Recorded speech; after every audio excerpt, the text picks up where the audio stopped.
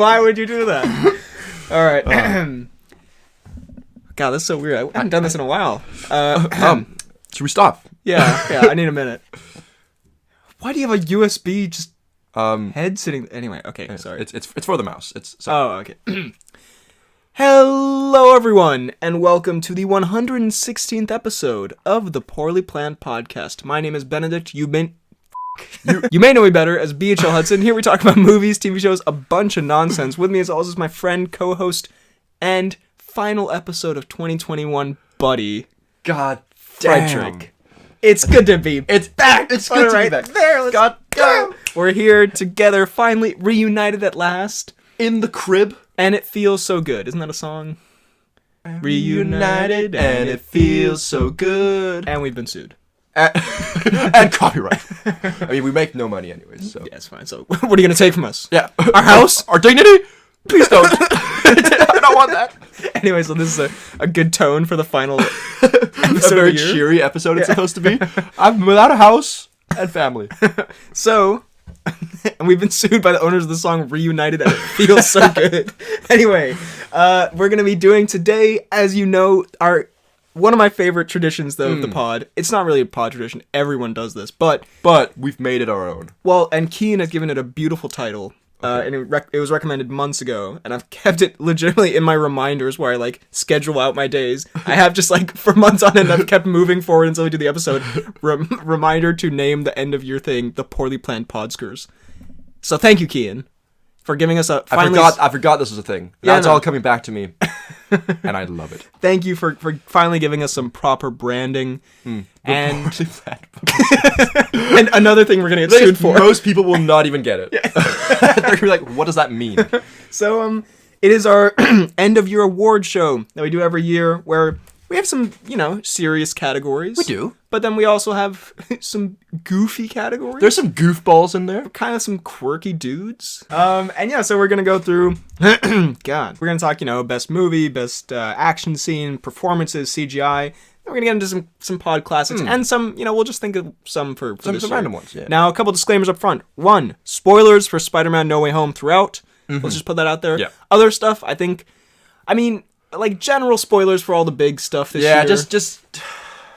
don't come here if you haven't watched anything, okay? It won't be anything that, I don't know, if we're going to spoil something that might seem it needs to have a spoiler warning. We'll probably we'll say. Spoil. Yeah, especially worst ending category, we'll spoil. So it's all good. But just for No Way Home specifically, if you haven't seen it, what are you doing? Yeah. Secondly, I know there are Santa hats on everyone in the thumbnail, even though it's not Christmas anymore. Okay. I had to keep the tradition going. I don't care. It's my show. Sue us. Yeah, don't literally, because then we'll be not reunited, and it'll feel so bad. It would feel so bad. Second lawsuit. We wake up to whatever the day after this is posted, just millions of dollars in debt from that one song. And I think those are all the disclaimers. I think so. So should we start with the big ones and then, or how about we start with the serious ones, but not best movie? We'll build our way to best. Yeah, movie. we'll build our way, and then we'll get to it. So let's start, and I guess I can pull up my serious ones. So best booty. That one easily goes to Anthony Mackie. All right. So I also have my list here of moving swiftly on of 36 films that I've seen in the year 2021. Okay. So we can kind of just peruse this. But so let's start off with, let's say, best action scene. Let's start with that category. So some gontenders in the Snyder Justice League, the Flash's final run, little sprinty boy. Yeah. That was pretty good. Godzilla fighting Kong in where was it at the end? That city. Yeah. That was Beijing? No. New York? Tokyo? Copenhagen? Ranos! Imagine Kong and Godzilla in Ranos. 2 steps and the city would be destroyed. Ranos, the shittest Danish one. No, it's pretty good. It's great. No, it's not good. Okay, we meme, but this time we do not. But no, that would actually be destroying Helsingør. No, but let's be realistic. No one would survive Herning. Anyway, but I think actually their first fight on the shipping containers and waters, that was incredible. I haven't seen it, so. Oh, okay. So, Army of the Dead? No. No. Black Widow, Fast and Furious 9, no. The Suicide Squad. The camp scene. The camp scene is probably one of my favorites. So that's amazing. A good contender. And hilarious kind of, ending to it. Shang-Chi probably had something. Shang-Chi. Probably something happened in that film. The bus. The bus, there we go. The bus one was pretty good. What about No Time to Die? There was... Things happened in it. There was that part where James Bond like rolled over a dude on a staircase, and then it was like a one take in a staircase. Oh, that like 10 seconds was pretty solid. It was a one take for 5 seconds. And I think No Way Home. Oh, No Way Home. There's a lot of stuff. The big finale, I guess you could say. Mm-hmm. I think the Doctor Strange scene is the best. You're a weird fan of the Doctor Strange scene. It's just such a cool scene. It's a cool scene, but then geometry. You're right. It's ruined by that. So the final climactic scene. Yeah. And I guess I just saw The Matrix the other day. Did you see The Matrix? Is it any good? The first hour of it was actually really interesting because they take a really like meta look at it. Okay. Where it's like Keanu, without like spoiling anything, but like in the dies immediately. In the Matrix world, Keanu is like has created the Matrix movies as video games. So like referencing the movies, and they're kind of talking about like making a Matrix 4 and stuff. And it's really like weird and meta, and I kind of liked it. So Keanu's a video game director in and he's basically made the movies The Matrix as video games. That's so strange. It's really weird, and it's kind of interesting. And then after about an hour, it kind of abandons it and turns into more like generic Matrix stuff. But there was some okay action in that. But I would say, for me, the Suicide Squad. I think probably just on like it sums up the movie very well. Where like it's violent, it's darkly funny at the end. It is. It's funny with like darkly funny with like how Cena sushi chops and the banter back and forth. The banter between Cena and Idris is top notch. It's a hard one to top. Oh, also Nobody. Did you see Nobody? I did see Nobody. The car chase in Nobody. Excellent. The bus fight. I think the bus fight is the better one there. Yeah. But I think we can split it up. I think the most enjoyable one for me was the Suicide Squad one. I think the one where I was like the most in awe of what was happening was the Spider-Man one when they were all flinging about. Yeah. Flinging their bits about. Just flapping in the wind. That was just because it was, very cool to see. But Nobody was very well filmed as well, I think. Yeah. But I think probably if they were all like blank faces and you didn't have any attachment to any characters or anything. Oh yeah. It would probably be Nobody. But we do have attachment, and therefore... and his name is Tobey Maguire. And his name is Garfield. And he is Peter 3. He is Nardfield. So are we giving it to Nardfield, or are we giving it to... I would give it to the Suicide Squad person. I agree. There we go. Right. Put it right there. Suicide Squad wins. Here's your Podsker. Welcome to the Podskers. You're welcome. Just insane, man. No one's listening. We're talking to a basement. Then best performance of the year.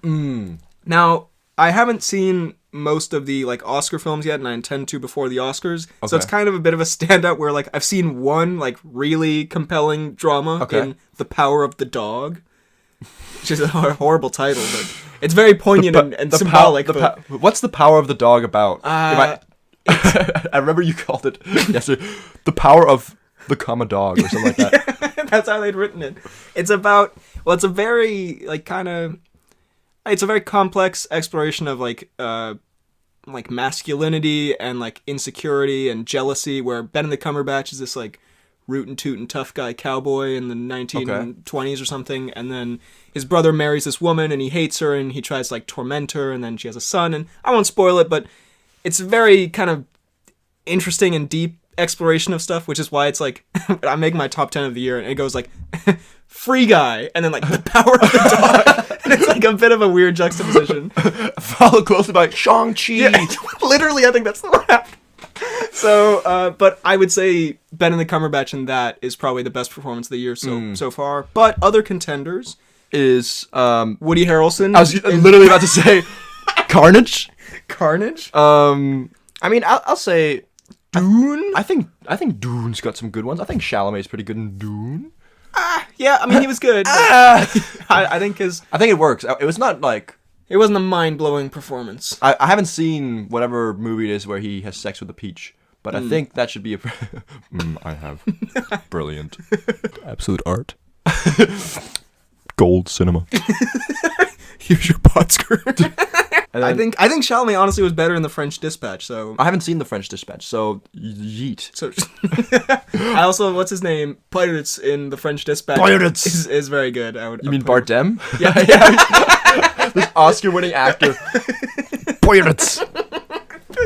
I hate that you somehow got to be disgusted with me for a change. Where you're like, you mean Bardem? I will put actually Garfield. I think because he was so in No Way Home. It's the most I've ever liked him.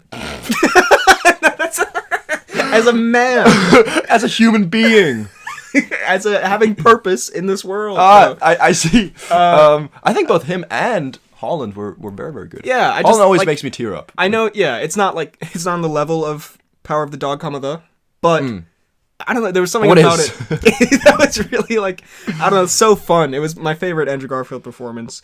Let's see. I guess the guy Idris in The Harder They Fall. Very good. I did see The Harder They Fall. We got to talk about that. Might come up in best movie potentially. Little cheese. and you know we'll also discuss Matrix that more in depth in the mini reviews. Yeah. But let's see. What else? I guess the guy. Surely someone in Fast 9. Francis Ngannou. A Quiet Place 2. I liked what's his face? Emily Blunt. His face. Emily Blunt. Peaky Blinders boy. Yeah. Peakisman. I believe you're right.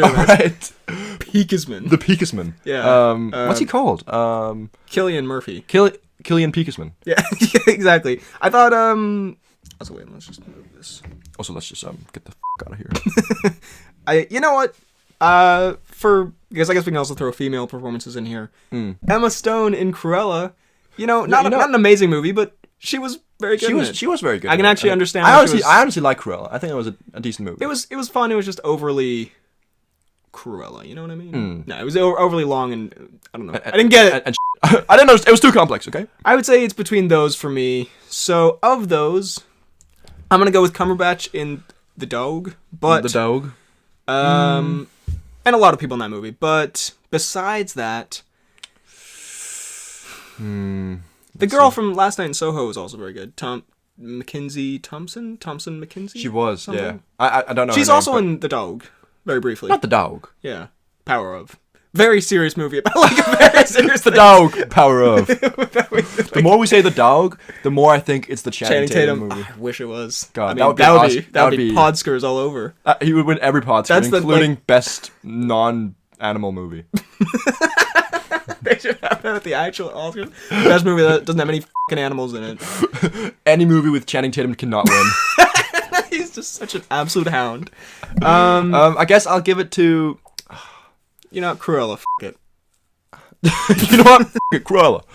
I might have to give it to the Holland, Fair enough. There we go. Best Actor Holland. Best Actor Holland. Worst performance. Now, this one... I've got a good one. Well, my immediate thought is, I'm not even kidding, Vin Diesel in Fast and Furious 9. Okay, I haven't seen Fast 9, so I don't know. Oh, really? I haven't. Oh, well, yeah. I've seen the Francis Ngannou blow-up scene. Okay. It's the same as he is in everything, but it's just, I think it was just my breaking point of the charisma-lessness. Yeah. It's like The Emperor's New Clothes, where I'm like, he has no charisma! Yeah, I don't know. It's just so... I get it kind of fits the movie, but it also is kind of just boring to watch, and it feels like... No, they need Dwayne. Yeah. I haven't even seen it, and I wouldn't watch it. So I'm putting, Diesel F9. I mean, I won't lie. I did not think that... Tiger. Sorry, go ahead. Tiger. I did not think Statham was very good in Wrath of Man.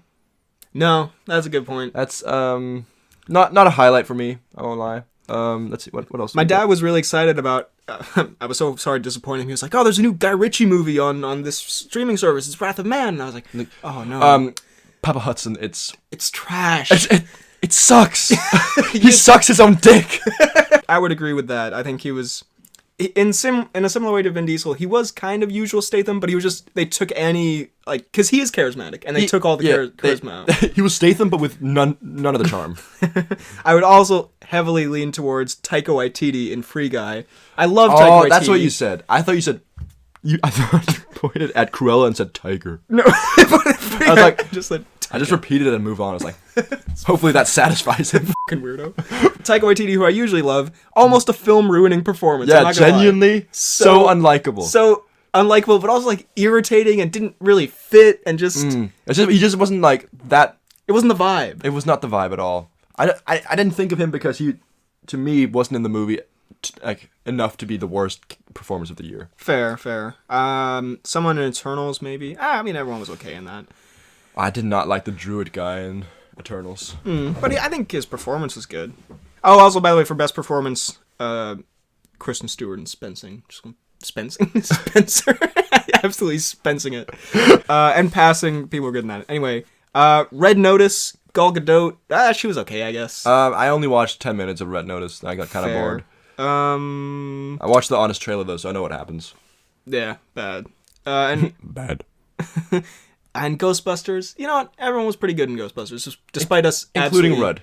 Despite all your controversial opinions. I think everyone despite was your solid. pod-ruining fan base opinions. Yeah, Rudd was really good. So, you know what? Worst performance? Oh, how the did we miss Woody Harrelson in Venom? That's it. That's gotta be it. There's no way it's not it. I love Woody. Yeah. Woody.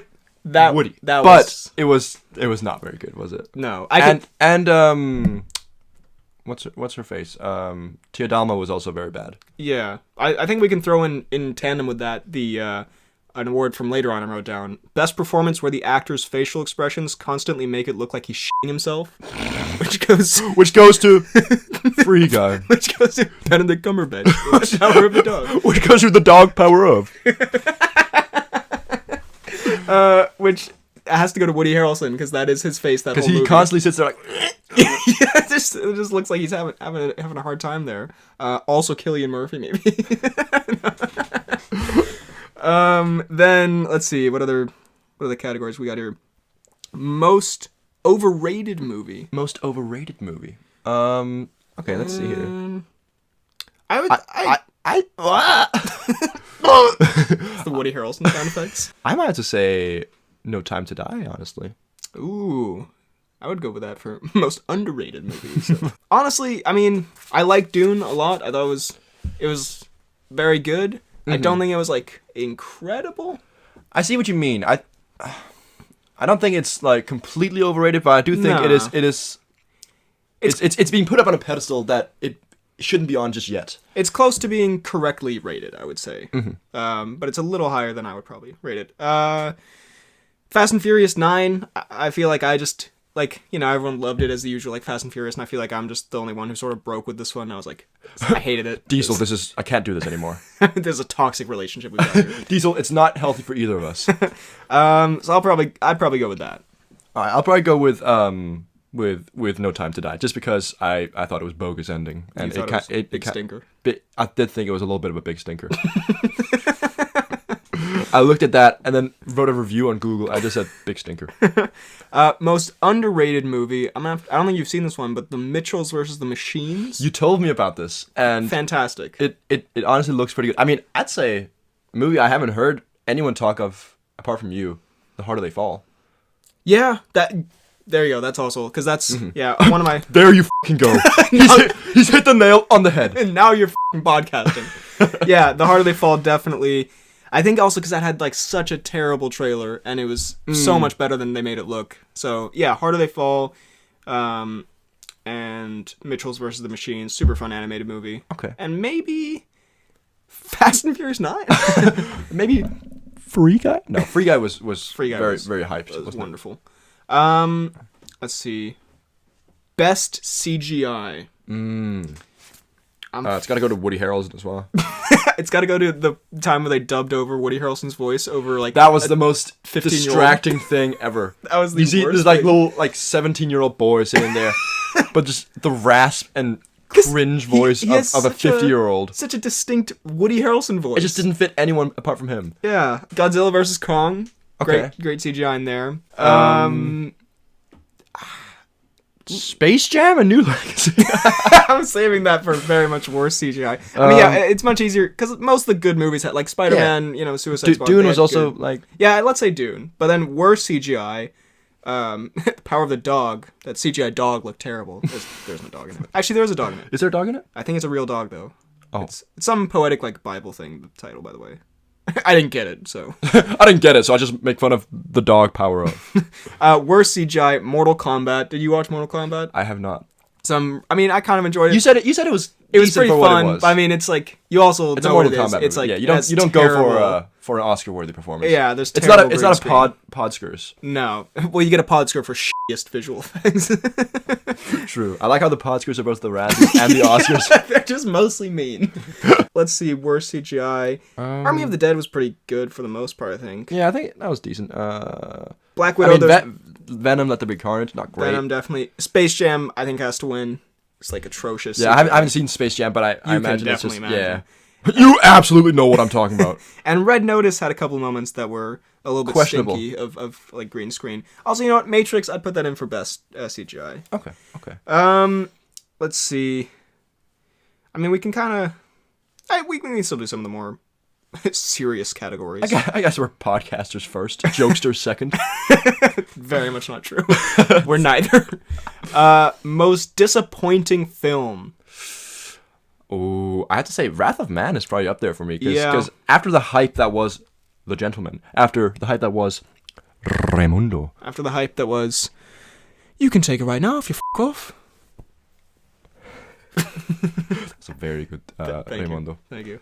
F me. That was. I don't know who that was. That was. Who are you? Yeah, that would be up there. I wasn't so much disappointed with Black Widow as I was angry. No. As I was terrified. Fast and Furious 9 would also be up there. No Time to Die, definitely up there for me. I guess The Green Knight, even though it was what I was expecting, but also I was too dumb for it, I suppose. Yeah, no, I don't know. I thought, it was okay. I just Good thought. I thought,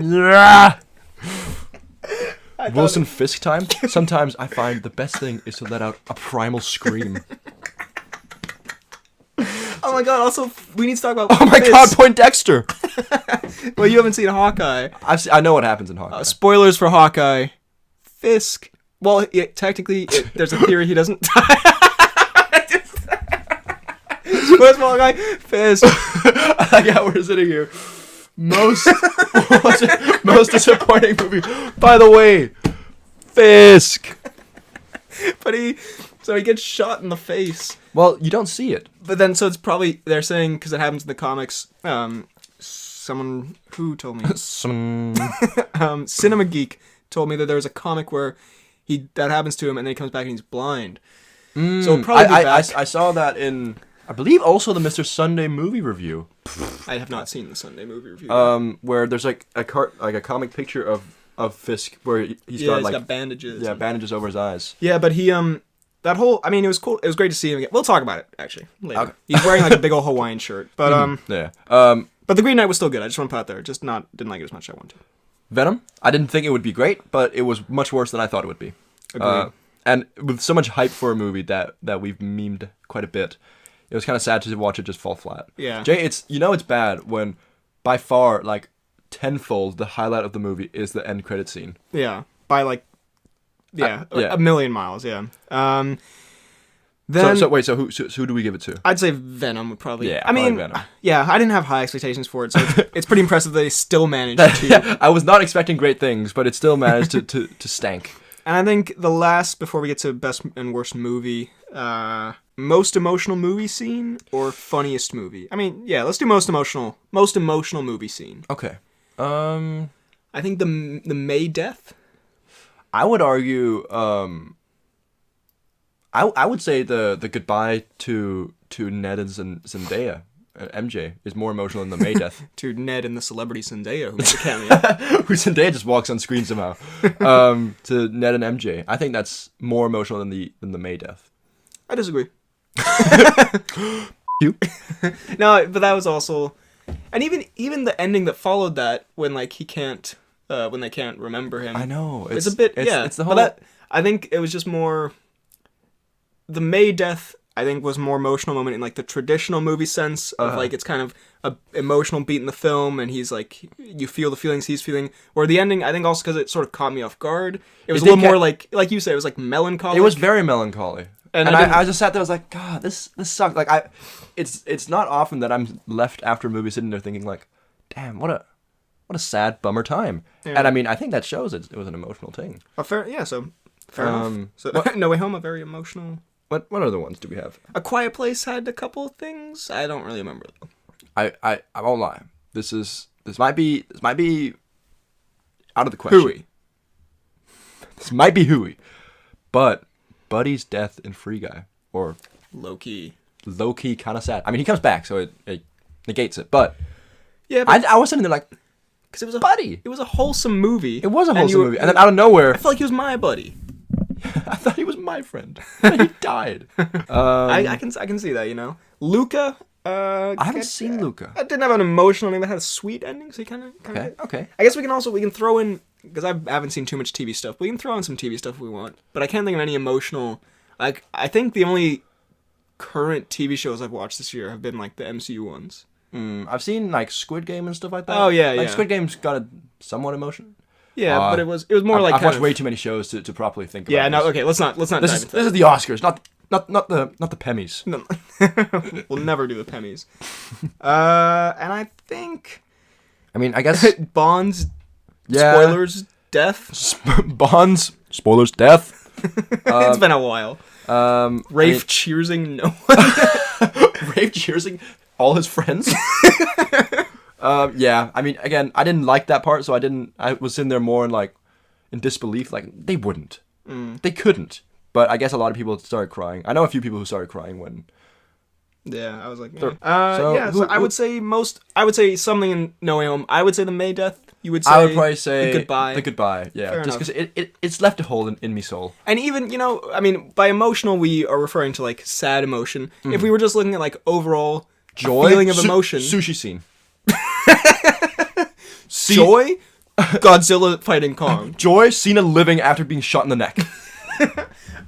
It would have to be Toby and Andrew showing up. That would like be pretty, and them swinging together and stuff. That would be like the most very, very good. Just raw emotion. The most primal thing I've ever felt in my life. All right, so let's hit best and worst film of the year. Okay. In your opinion, so best film of the year. I mean, I already have my pick because I'm making my video, but it's kind of a cheat code. The thing is, this year there wasn't a single standout one that's like, this is the, like, there are 5 that I can kind of interchange with each other. All right, hit me with your 5 and I'll think of my 5. So I can just look at the video I'm making actually. In my order. Let me actually go to my better notes.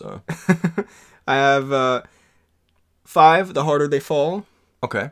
4, Mitchell's vs. the Machines. Oh, it's all the way up there. Okay. 3, No Way Home. Okay. 2, The Suicide Squad. The Squad? Okay. And 1, Last Night in Soho. Last Night in Soho. And again, these can be kind of Is Last Night in Soho your favorite movie? That's the thing, like... That's the thing. Swapped Dab. That's the thing. Runs. Here's the thing. Floss. I definitely didn't floss there. You just did the whatever this move is, where you like move your hands back and forth. That was not a floss. What's the floss then? The floss is the... Oh, right. I'm not saying movement. I think it's sad. You corrected me. That most certainly was not a floss. That was a emoticon. I don't know what the I don't play Fortnite. I don't either. You're the loser. All right, so what would you say your best movie of the year is? Pick. I'm gonna give you top 5. All right, and then I will choose after that. I'll probably say the Suicide Squad's definitely up there. Venom, absolutely no. I'll probably say Dune is in there. All right. Last Night in Soho, Spider-Man, and let's see. And the Rumbly Tum. And I guess A Quiet Place. But A Quiet Place was very good actually. It was quite good, but I think bit of a spooker. It was a bit of a spooker. I think Last Night in Soho will probably be 3rd for me. Okay.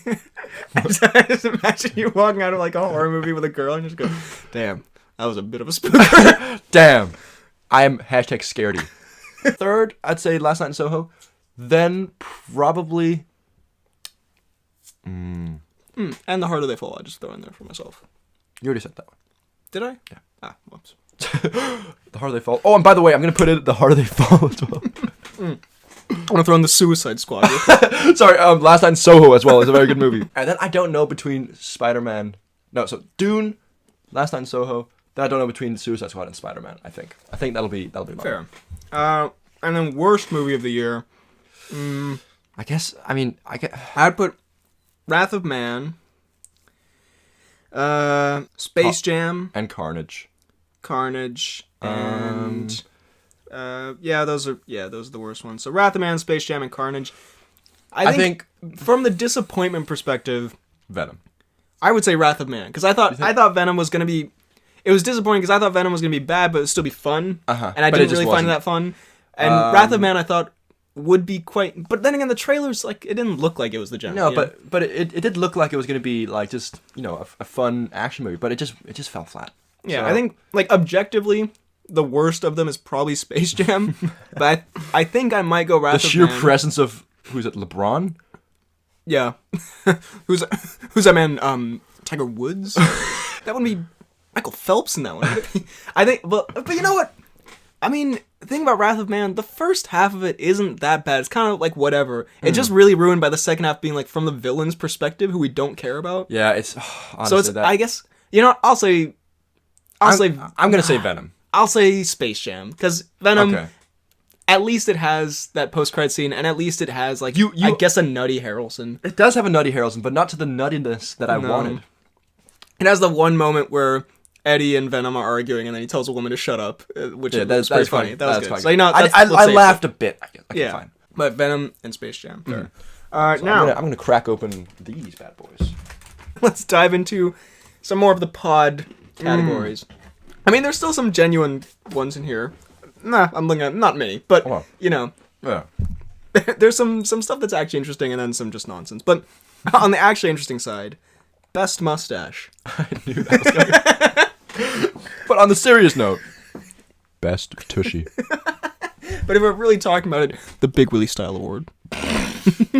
Is there a Big Willie Style Award this year? Of course there is. Well, I don't know who we're going to give it to, but the award always exists. The award lives on in all of us. You'll be happy to know I removed Best Muggo from this year's front. How have you removed Best Muggo? Because I don't think, what would we give it to? But now by mentioning it, its presence, lack thereof, it kind of has slipped on. Anyway, Best Mustache. All right. I get... Sniffs out the best stash? Grows it? I guess, who's got a good stash? J.K. Simmons in Justice League as Commissioner Gordon. And in Spider-Man, actually. I guess. But he doesn't have a great stash in Spider-Man. What else? Wrath of Man, no. Someone must have an Army of the Dead. But remember, this is stash, not beard. Exactly. The guy Believe me, I know. The villain from Hawkeye, I know it doesn't count, but he's not the villain in the end. Spoilers. Whoops, sorry. I don't. Oh, whatever. The Jack. Yeah, the swordsman from Hawkeye. Mm-hmm.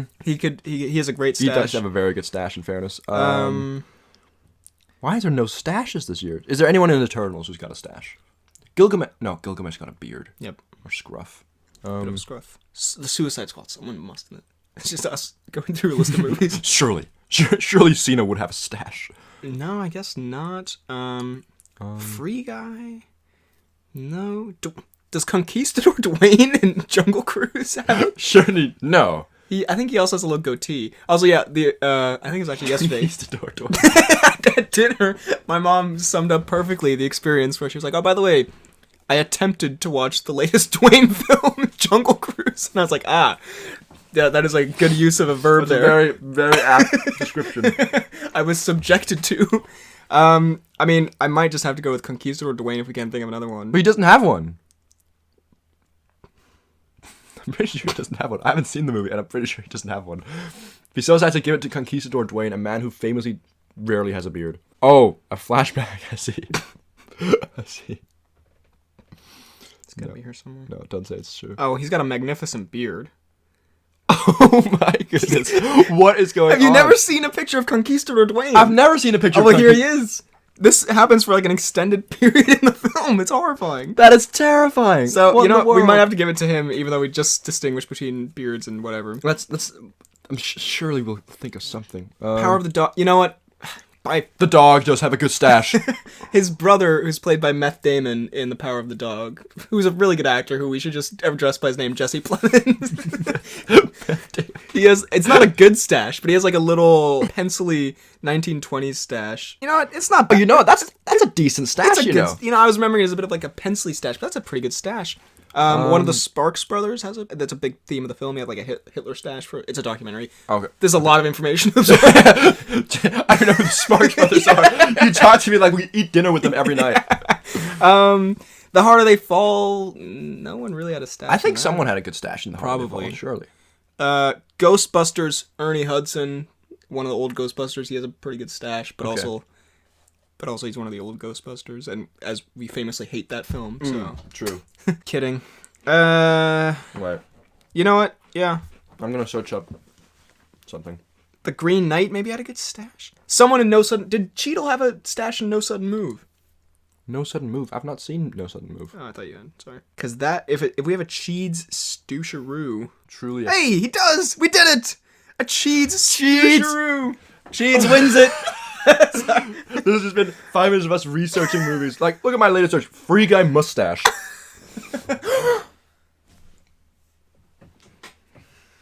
Did we really? Oh. Did we really just skip it? Wait, I don't think we're thinking the same thing. No. But Say it. I just got this picture up. Sorry.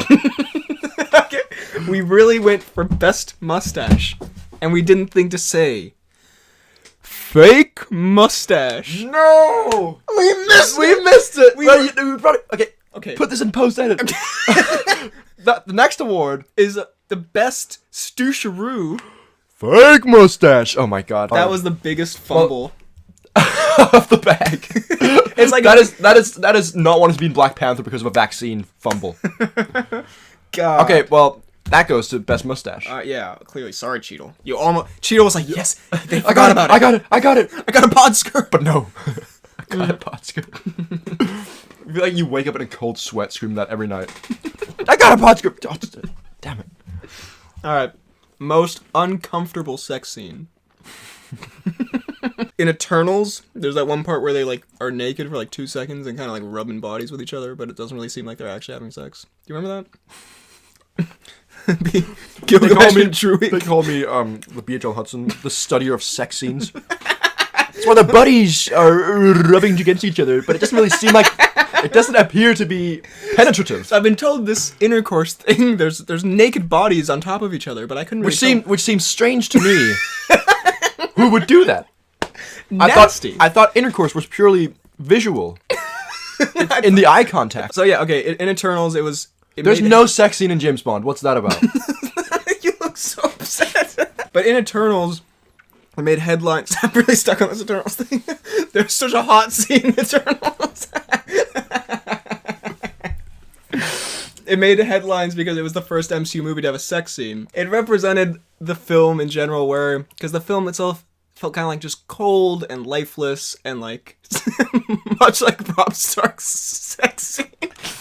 I don't know. I feel it wasn't uncomfortable. It was just a nothing scene. I got nothing out of it. Okay, I'm sorry. This clearly traumatized you on such a deep emotional and sexual level that you'll never be able to feel fulfillment again.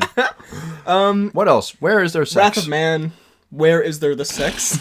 I didn't say the sex. Okay. Wrath of Man. There's the obvious. You don't. Yeah. Do you even see it? You just see it afterwards.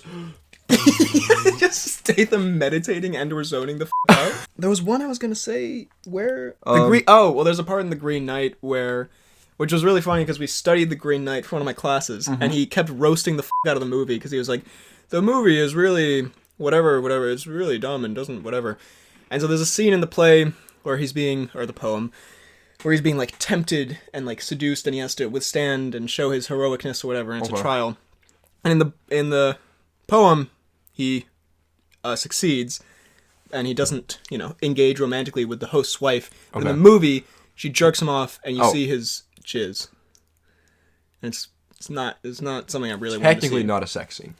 True. I just remember it because I had to hear a professor in one of my classes be like, the seminal fluids were very accurate and realistic. He was trying to be like, he was like, well, I'll just say, he reaches completion or something. I was like, you're not being very subtle.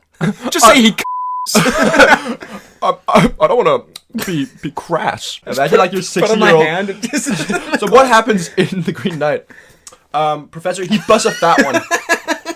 Very good, sir. Very good, Hudson. I like how Here's an A star. The professor's calling me sir. Anyone who dares say such an answer automatically a sir. Is the new professor? My time has come. Oogways away. Anyway, there's... Is there sex in Dune? Surely. Momoa has Them to get sandworms. Damn sandworms. I mean, Oscar Isaac is naked and belches at one point, right? He doesn't belch. You're turning his like heroic death into a burp. And also, I mean, he's naked at a table and there's a giant slug man. Like a How can that not lead to sex? That's a sex scene in itself. And it was very uncomfortable. For some. I mean, I guess... Well, okay, we probably shouldn't.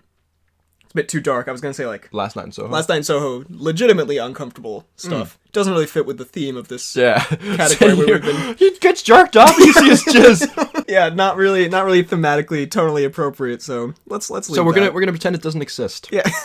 This is for goofy uncomfortable sex scenes, not ones that are actually uncomfortable. I guess I don't know. I think that's... So who do we give it? I guess we'll give it to... I think Statham based on a meme. Just because of the stare. Yeah, I've never felt more uncomfortable in a cinema. Next up, we have best use of a terrible actor. This isn't really mean. Has Thwaites been in anything this year? I don't think so. Has he not? No, it's a shame. I mean, what's it called? Titans came out again, right? Oh, yeah. Also, Thwaites, we just want to clarify, it's a bit of a meme category. We're not actually saying anyone's a terrible actor. Oh, God. Thwaites Glacier. I watched a documentary about that one time. Anyway. Brendan's face is just there. Thwaites Bronson. I do apologize. Thwaites, comma, power O. The category should be worst use of a good actor, because that's complimentary to the actor. But now we have to insult an actual person, which is a shame. But we'll do it. We'll absolutely do it. All right, I'm going on. I guess filmography and discography or whatever it's called. Best use of a terrible actor: LeBron James in Space Jam wasn't good, but I mean it's a bad actor, and they used him. So was this a bad use of a good actor or the opposite? Best use of a terrible actor. We could also make terrible kind of in our kind of meme way of terrible. Okay. But like Dwayne's not a terrible actor, but he's a horrendous actor. He's not terrible. He's the worst actor I've ever seen. In the sense that we would say. So I would go Dwayne maybe. I guess like Reynolds and in Free Guy, like kind of just it's a bit of a meme category. You know? Mm-hmm. What about Keanu? He's a terrible actor, but he works. You know what? I hate to say, look, he's not a good actor. Who are we kidding? Yeah. He doesn't pay us anymore to lie. He's just such a lovely dude. He's a lovely dude. And you settle into it. No, you do. Unlike Vin Diesel, it's not a charismaless performance. No, it's full of charisma. It's wooden, but it's... No, I'm saying, it does not take away from the movie at all, in my opinion. But I'm just saying, it's a Dwayne thing, where Keanu can only play one or two characters, and it just works, I think. I'll give you that. So, best use of a terrible actor. No, we love you, Keanu. I know you're listening. Worst line of the year. Okay, I mean, I don't think there's... I think I've got a very clear one in my mind. Let me see if I can... Probably something Woody Harrelson says. You're right. Is it? Mm-hmm. I don't know. He doesn't say it. Oh. I was he doesn't say anything that weird. Suck your own dick. How could that not win this? We don't even need to talk about it. No, yeah. Let's move on. Statham looking directly at... Post Malone. Best moment where Dwayne should have died. Now, this was a category. So every moment that doesn't happen is automatically the worst moment. No, I want to clarify because this sounds really hateful, but this is... It does. Looking back on it, top 10 movie scenes where Dwayne should absolutely have perished. The thing is, it doesn't even say movie scenes. It just says where Dwayne should have died. So I just want to clarify. This was in a year where he was in both Rampage and Skyscraper, where there are like at least 8 different instances where his character should have died. Well, I've got one here. He's like 4,000 years old as a conquistador. He should absolutely have been withered by time. From minute 0.0 of that movie, Dwayne should be deceased. Not even joking. Dwayne, you've beaten biology here. Yeah, that's a good point. There are lots of other moments in that film. Actually, because he's, again, spoilers for Jungle Cruise, because he's an invincible conquistador in that movie. He, like, they stab him a bunch, he falls over a bunch of stuff, and, like, he's invincible. So there's a bunch of moments where, technically he should have... Wait, so he could... Literally, he just can't die. Yeah, until the end, where it's like... Does he die in the end? No, well, he becomes immortalized as a rock. Wait, what? He becomes, like, stone, but then they free him with True Love's Kiss or something. Oh, so he's like a genie. I don't fucking know, dude. I'm really just improvising here. I haven't seen it. Who is Dwayne? There's no conquistador. Wouldn't that be the ultimate ploy of the century? The most specific thing to make up. It's like a picture from Hercules or something. But anyway, so that's where Dwayne in a film role should have died, probably. Definitely. I guess he's a conquistador, so like he's magic. Not the conquistadors are magic. I don't know. Anyway. It's on Spanish history. Conquistadors are mythical beings. Next up, the Big Willie Style Award. Such passion in your eyes. Next up, the Big Willie Style Award. This is the annual award for Will Smith. Again? That's it. Just for existing. He hasn't been in anything. But he still wins. And he also... Well, no, he was in King Richard, which I haven't seen. But he also made headlines. Did you hear... And we probably shouldn't laugh about this. I know we're going to, and it's really bad of us. What did he do? Did you see the headline where he talked about his unfortunate sexual history? Don't laugh. Don't laugh. And did you not see this? Because I don't want to be the one to break this to you, because I know you're going to laugh. And it's probably a serious thing that we shouldn't joke about. I think you sent it to me with laughing emoji. No, it's because... Where he's sitting there saying he had a sex addiction. He would throw up, which must feel awful for the woman, I guess. I just did you, and then I vomit out of disgust. Yeah, well, it was. He said it was disgust out of like his own actions. It wasn't like the woman. So he said it to her. It's not like the woman. I won't let. There's no way the woman wouldn't take offense to that. Sorry, I'm disgusted with what I've just done. I mean, yeah. So it's probably it's a serious thing, and congrats on opening up. That sounds really patronizing. Congrats on opening up, I guess. Was it this year that the whole thing with him and Jada happened? The entanglement? I think it was, Oh, okay. You know what? We're retracting the Big Willie Style Award from you. He's got the smallest Willie. Not his year. This clearly was not your year, Will Smith.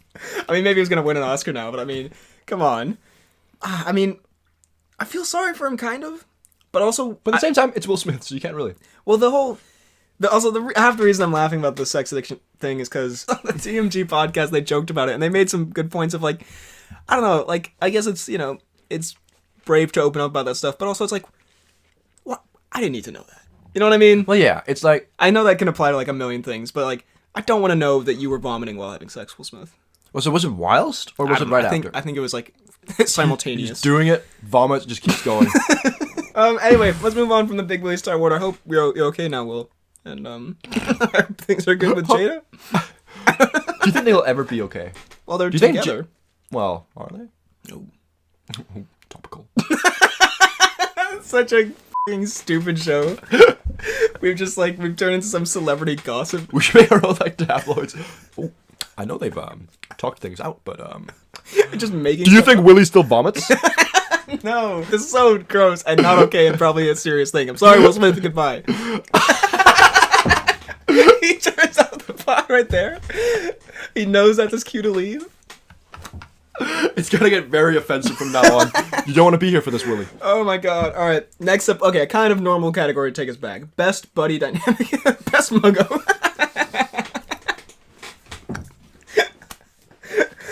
Oh my god. It'd be so funny if you just repeated the category. Alright, to get back on track. Best Willie Style Award. To take us back, you're a Will Smith vomits when he jizzes. Jesus. Oh. Alright. Jesus Christ. We're back. Best buddy dynamic. We got, I think we can lean into a little bit of the MCU TV shows here, because we do have Tafaz. Which was, I don't know. Which I'm not going to include. Which, did you hear Will Smith throws up? Which, I don't know, it was great, but it did feel occasionally a tad forced. Yes. I don't know, but I so. still enjoyed. Let's see. We have Godzilla and Kong. True. Big boys. Big boys. We've got Nobody, Mr. Nobody, whatever he's called from Nobody, and his dad. Right. Also good buddy dynamic. Good bros. We've got Idris and Cena. Sushi Slice. I would probably give it to that, honestly. Buddy and Guy. Probably give it to... It's Buddy. It's in the name. It's Buddy and Guy. I think we talked about something that had like... That was like made for Buddy Dynamic. Oh, Red Notice, but that wasn't a great but Buddy it didn't end up being very good. That'd be worse Buddy Dynamic. I guess Jungle Cruise, Dwayne and Emily Blunt. I mean, it's kind of a romantic dynamic. I haven't seen it, but it was also a good Buddy Dynamic. I mean, I guess Venom and Hardy, somewhat. Yeah, I'd say that. Ultimately, I'm gonna give it to. What about the 3 Spider-Men? You know what? I'll give it to that. You know what? And You Cena. said that 4 times. Yeah.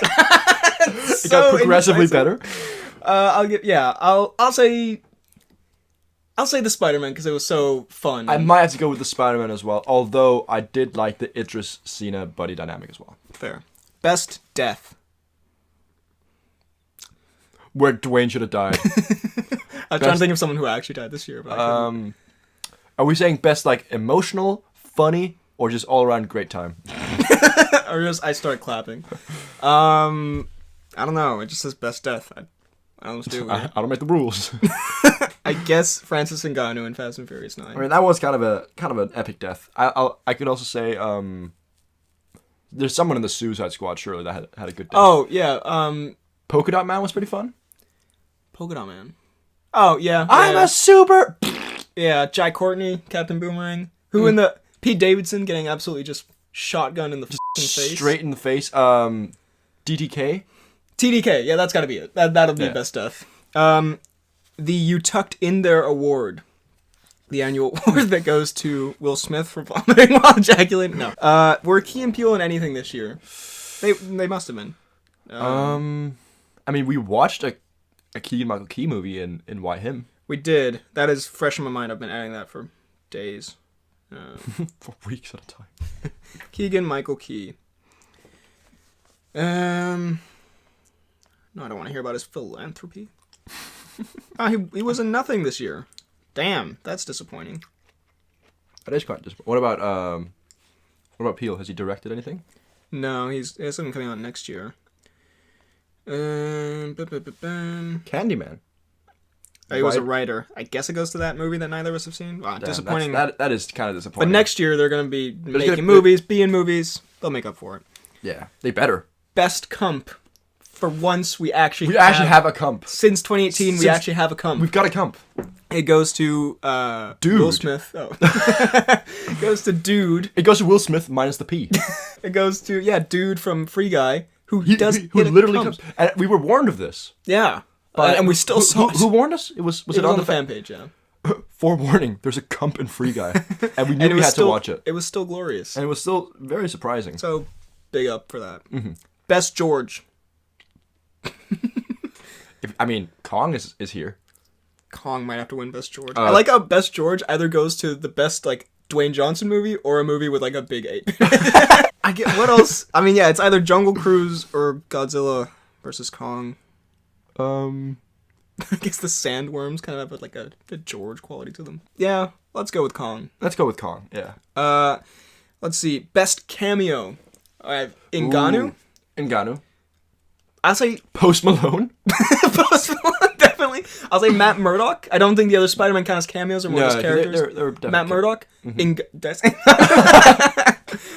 Ngannou. Matt Murdock. Did I say Ngannou? Ngannou. Will Smith. Chris Evans. And Chris Evans, also a very good cameo. Yeah.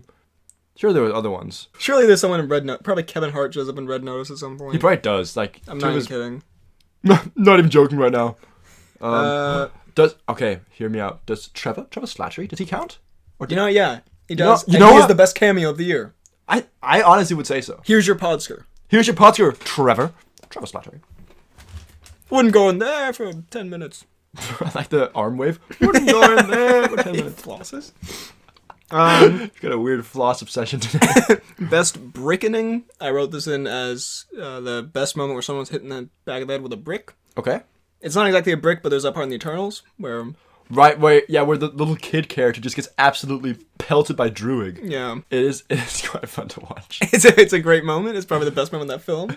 Just absolutely socked over the back of the head. Sitting there giving an emotional thing. Isn't she like saying, "You will never know what it's like to not be able to grow up and have a normal life"? Druig, the weird Scotsman, comes up behind. I can't really think of any other moment where Matt Murdock stopped a brickening. So, tough competition. I'll give it to Matt Murdock because Does it go to the brickening that happened or the brickening that could have been? you know, sometimes the brickening is the friends we made along the way. Anyways, Will Smith, why are you vomiting? worst movie ending? Ooh. I guess you would probably say No Way Home because you were not a fan. I was not a fan, but no, okay, I it's definitely No Time to Die for me. Fair enough. Because the Bond is killed off. I think it's a well-written ending in No Way Home, but I didn't like it. It made me feel hollow. You don't want to feel. You've made me feel Holland. But Made you feel Maguire? I get you. I'll let you have that because I can't think of one. Okay. Creepiest dude. I guess legitimately it would be the most of the Matt characters and Matt Last Night in Snowho. Snowho. Last Night in Snow Ho Ho. But if we're talking more meme wise, creepiest dude. I mean, Skarsgård's pretty gross in Dude. In Dune. Yeah. Sorry. Dune. There you go. Had to hit one. Yeah. I'll go with that. Taika's personality is gross in Free Guy. There's a creepy old woman in The Green Knight. Yeah. Also, we gotta, because we still got Tom Cnews. We still got like a wrap up for the year to go, so we gotta wrap this up real quick. But I'll just anything else. Biggest clown. I guess Woody Harrelson. Sorry. We'll go to the punching bag that is Woody Harrelson or Dwayne the Conquistador. True. Movie title that describes Freddy. Power of the Dog, comma the. You do one for me and I'll do one for you. All right. Don't look at all of them though. I'm looking at all of them. Okay. Fuck you. It'd probably have to be. You're not a very free guy. You're kind of tied down by your life. So. Oh, that's easy. Nobody. There you go. All right. Thank you. It can also be something that's not on the list, but. Oh no. I mean, I can't really think of anything that's on the list. Soon, and that'll hopefully happen to you. Passing. No, sorry. I'll find another one. It's kind of grim. It's kind of. Might cry actually. God, you've taken the only good one. Yeah. Might be Loki. Fine. I'm gonna go for a classic one. The Sparks Brothers. That does sum you up pretty well. Jesus. Damn, that's disappointing. Yeah, that wasn't great. I mean, that's the movie title's fault. Character you'd most want to punch in the face? Woody Harrelson, I guess. I don't know. Druig. Sure. Best accent. Accent. I guess Power of the Dog. There's some accents in there. What's his name? Cheadle does kind of an accent in real life. He's never dropped it. It's amazing. In that one movie he's in. Skarsgård says, "My Dune." There you go. Does say that. Black Widow's sister does kind of a weirdly bad accent, but also a good one. All the like Eastern European Marvel accents are awful. Fair. And finally, well, not really. I guess kind of fair. Most cringe moment. Okay. I guess they cut the brunch bit out of Justice League. Wrath of Man. Most cringe moment. Cringe. I get some of the jokes in Army of the Dead. I feel like were kind of Army of the Dead. Yeah, cringe. they didn't all land. A little bit of the Raya and the Last Dragon humor was a tad. I haven't cringe. seen Raya and the Last Dragon. It's generally very good, but I really want to. Cringe, I guess. When in Fast and Furious 9, when they tried to have like an emotional moment where Dwayne was not Dwayne, I wish Dwayne. When like Vin Diesel was being like, I wish Dwayne being like fought by 10 guys and he's defeating them, and I'm just like, fuck off, Vin Diesel. Like clearly, it feels like just like a 10-year-old brother. Like, and then 100 guys come at me and I beat them. And all. I beat them up. Like I don't know. I'm so sick of that kind of. Anyway, I guess I won't lie. I love Reynolds, but it does feel like his humor is not in the like 10 minutes I saw in Red Notice. Red Notice, probably. I do think that sometimes like while it would work in Deadpool and stuff like that, his kind of like meta sort of humor doesn't really work all the time, and it comes across as heavy cringe. Very true. Yeah. Oh, that would have been the best shout if I hadn't just remembered that Ninja appears in Free Guy. Oh my god. So He does. Okay, well, yeah. but that's also a good shout. So I- Reynolds things. Two Reynolds. I believe when we did the Free Guy review, you stated that Ninja is inherently cringe. Which I don't think there's ever been a truer statement. He was made for this category. Also, by the way, best performance, we're just going to throw Sylvester Stallone in as King Shark just because, like, No, yeah, iconic. obviously. Now it's time for... The Timecodes. Sorry.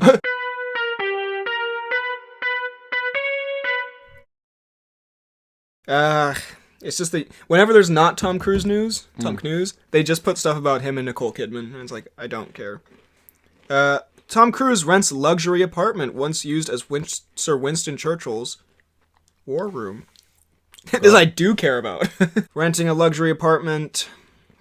So that's it. That's the whole story. Okay, Right. I'm sorry. There's been so much talk about, like, Thanks, Cruise Daily being... what? Thanks, Daily Mail. Sorry, go ahead. There's been so much talk about Tom Cruise being too busy for certain projects and everything's being, like, so tightly packed.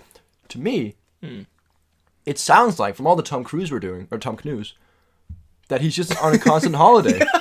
We really just are only talking about Tom Cruise sent out some cakes to his friends. Yeah, and then he Tom visited Cruise did a UK tour for like 2 months. Yeah, we documented. Focus on your work, you sloth. He's probably like one of the harder workers in all of Hollywood. But we have also only documented there was a good 2-month period where it's like, so Tom Cruise visited Clunkingtonshire today. It's like, He was spotted at Wimbledon. yeah, it's like, I don't care. Stop doing things I don't care about. It got a little interesting when you had that face thing, but then, I need good Tom Cruise. yeah, I guess, what was the best Tom Cruise of the year? Ooh. I only remember the face thing, and we don't really want to talk about that anymore. The face thing was pretty good. It's kind of unfortunate. But There's wasn't the Haley Atwell stuff was the COVID thing this year as well? It would have been, that's the ultimate. That's the Tom ultimate Cruise. one. A Cnews meltdown. So, now it's time for the announcements and such, and we're also going to do a little end-of-year wrap-up to talk about what the pod has been like this year. The year that is gone, the year that has went, the year that was. I have to say, before we talk a little more in-depth, pretty damn good year for the pod. I'm just saying, I loved it. I think, if I'm not mistaken, I'm sure there's a couple we missed, but I think we had an episode every week for a year. I was gonna say this at the beginning. I was like, we'll probably talk about it later, but yeah, I think. Yeah. Well, I mean, I can just say, respect the grind, sir. It's. Oh, no. We just messed up a handshake and then did a fist bump. I'm sorry. All right. Thank you. I appreciate it. I respect that. Shut the poor. No, it's a team effort. But yeah, we'll talk. We'll get more. Okay. Oh, sentimental. Shut the fuck up. Give me credit. But yeah. But, Shut up. I know I'm great. but we'll talk about that. But yeah. But since we're in person now, put it right there. All right. Anyway, here are the announcements and that. And we're back for the announcements and such segment. I got Freddy on the line, and a Merry New Year to you. A Merry New Year to you, sir. This will be going up on the 31st. So let's go. Happy New Year's, everyone. Lovely. We're gonna we have a couple of quick little announcements here, and then we'll just do a little recap of the year for the pod fans, because that's what we do. Absolutely. Firstly, That is what we do. just go through some quick comments here. Not gonna go through all of them, but a lot of people said Merry Christmas and all that kind of stuff. So just want to say thank you. There's a lot of just sweet comments sweet here. Comments. And just generally, we're getting to the point where we get so many nice comments that we almost can't go through all of them in the announcements and such. So we're becoming too popular. God damn. just generally, thank you for all the very nice comments. And let's just see. Kian says, "Who Ga" was in reference to a short version of Hugh Grant's name, as we were saying. So just to clear Kian's name there, he wasn't just writing random things.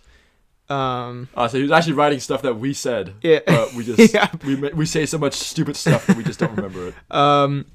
GC Green says, "One of the best pods, cheered me up a great bit during my quarantined Christmas, although I will admit it was a weird choice to replace BHL with Santa as the host. Hopefully you guys bring back BHL next Friday." Yeah, I'm happy that I was back this time.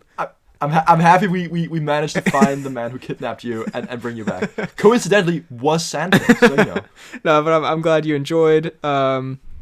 Daniel, a bunch of everyone was saying very nice things and Merry Christmas. So Daniel, I'm not gonna say what Daniel said.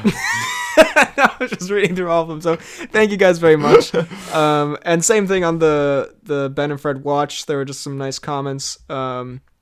Yeah, just the best Christmas gift of all time. Best series on YouTube is back. So yeah, thank you guys for all the support. And finally, on the Lele pod video that I put up, the extended version of our a lot of hate. Never get this guy on again.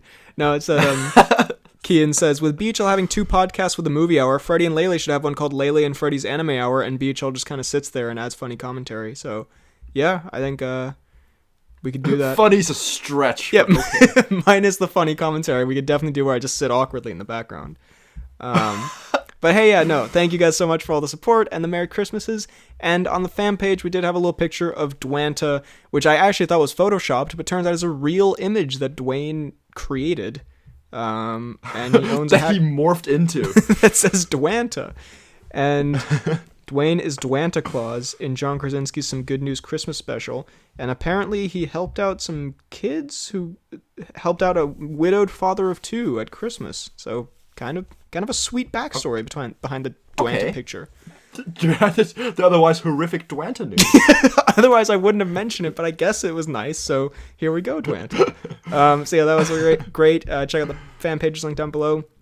And yeah, also real quick, just want to say on the Why Him thing, there are a couple of little editing mistakes in it, like a couple of frames are off because when I split it into 4 pieces, iMovie kind of, what's a good word? Wrecked it. So what's a good word for it? Absolutely destroyed my life's work. So I just want to say, because I'm quite particular about those things, and I try to pay very close attention to make sure little details like that don't happen. And now there are like 50 million of them in there, so it really got on my nerves. But hopefully no one else really cared. But I won't lie. I've seen 3 of them so far, and I have not noticed anything wrong with it. You brilliant editor. Okay. Merry Christmas to me. Now on to a sweet little recap of the year. How would you describe the past year for the Poorly Planned podcast without using the word terrible? That I cannot. Impossible. That I am. That's the only other word that would fit it. If it's not terrible, it's impossible. I won't lie. To sum it up in a word, banging. I have to say, poggers. I think I have to say, big dab moment. Anyways, go on. I have to say, poggers. I think this may have been the best year for the pod ever, I have to say. Very easy to do in fairness, but very good. I think this is the first year ever we put out 1 episode every single week. We used to do, when we had all the time in the world, we would only do 1 episode every 2 weeks. And now we have no time, and we do 1 a week. I'm just saying, big moves from us.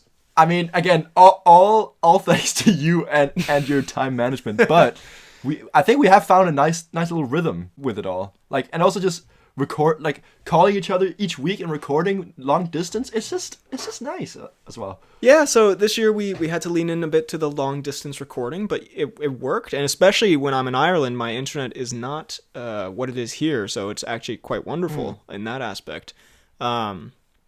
And honestly, I prefer being hundreds of miles away from you when we record. It's way better. And but we still got some in-person pods in there, and we did.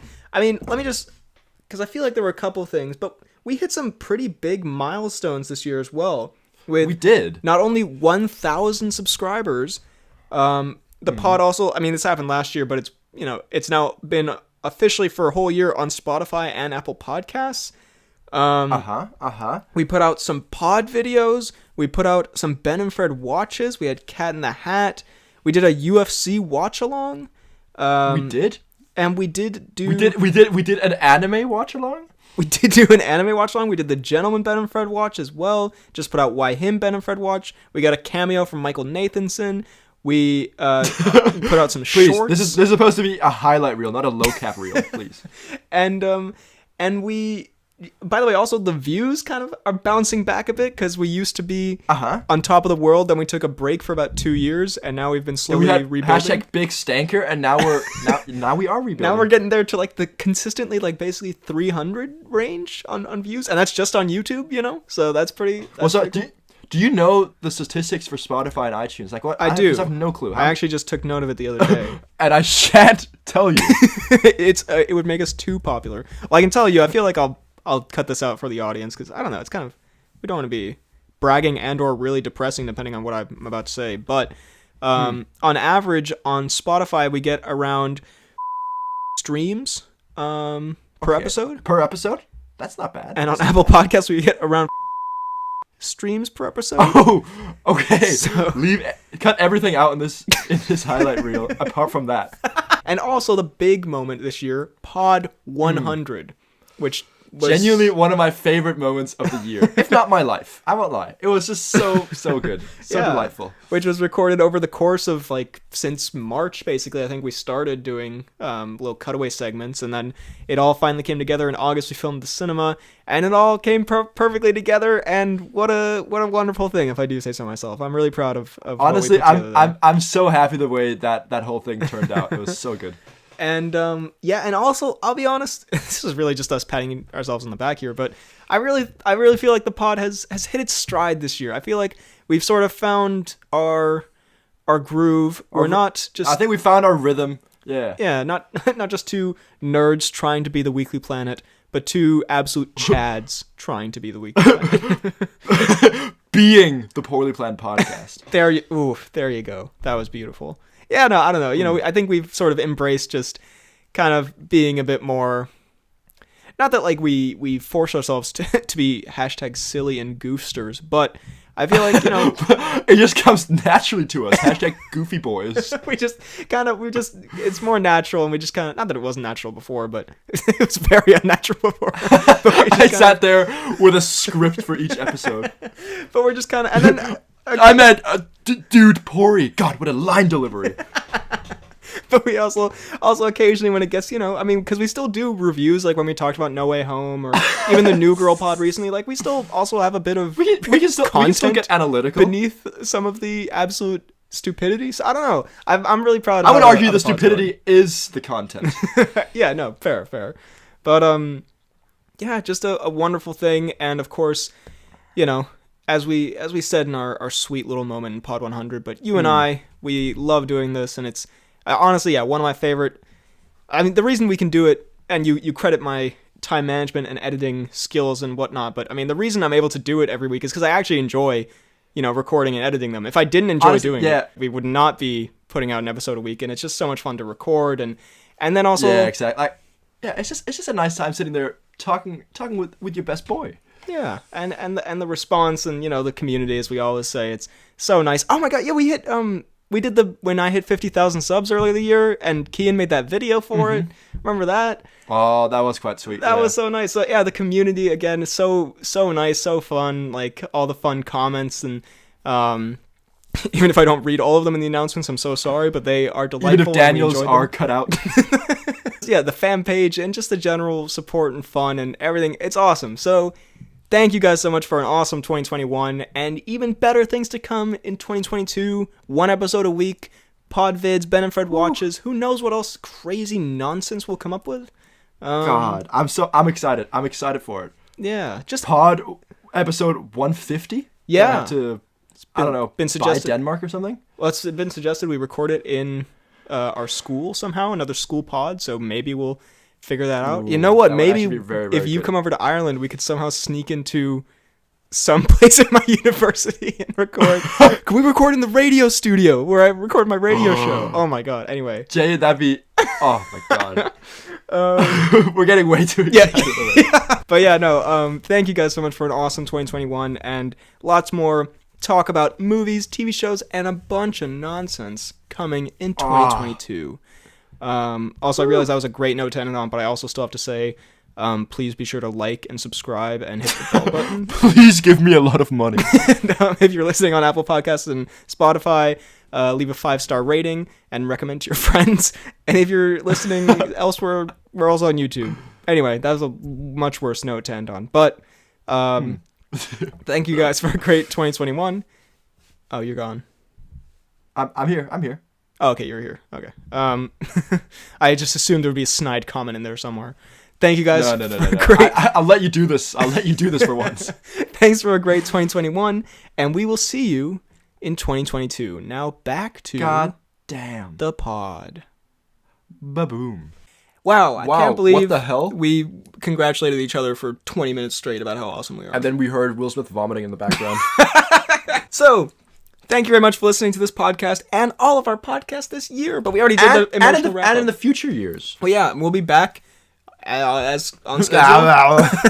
On schedule next Friday. We'll be back. So, thank you very much for listening. You can find me on YouTube, BHL Hudson, Instagram, Twitter, BHL_Hudson. You can email the pod at bhlhudsonbids@gmail.com. You can find me on Twitter at FDK_Don'tSnap. You can find me on Instagram at Fidalgard. And you can find me on YouTube at FDK Space Gaming. Thank you very much for listening, and we will see you next year. Willow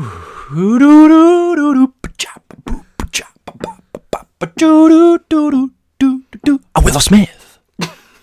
Just Will Smith. It's Will Smith. Just, yeah. Or I could also do... That's the worst way to end the year. Sorry. I'll do it again. That's okay.